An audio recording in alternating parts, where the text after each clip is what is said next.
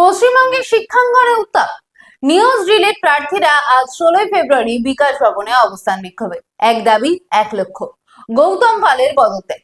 কারণ ব্যর্থতার খতিয়ান দীর্ঘ। সুপ্রিম কোর্টের নির্দেশে কৌশিক দাস মামলার রায় অনুযায়ী 2022-এ 1233 জনকে 3 মাসের মধ্যে নিয়োগ না দেওয়া, মেধার বদলে বৈষম্যমূলক নিয়ম চালু, বছর বছর টেট পরীক্ষা না নেওয়া এবং শূন্যপদ থাকা সত্ত্বেও কম শূন্যপদে নিয়োগ, যাতে প্রার্থীরা একে অপরের বিরুদ্ধে দাঁড়াতে পারে।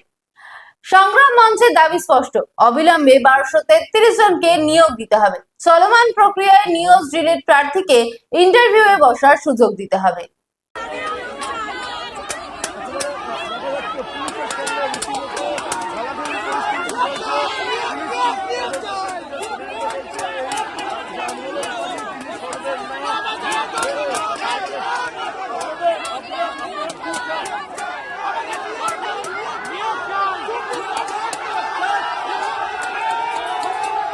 এখানে আসার দাবি, আজকে দীর্ঘদিন ধরে এনআইএস বিভাগ, যেটা প্রাইমারিতে সুপ্রিম কোর্ট বলার পরও নিয়োগ নাই, তাছাড়া সমস্ত বিভাগে রাজ্যে প্রাইমারি সহ পুলিশ সহ বাজেট পেশ হলো, সেখানে কোনো নিয়োগ বিজ্ঞপ্তি প্রকাশের কথা বলেনি। আর এনআইএস এর নিয়োগ ভোটের আগেই দিতে হবে, আর এটা এই জন্য যে বিকাশ ভবন অভিযান। হ্যাঁ, আমাদের পুলিশ বাধা দেবে।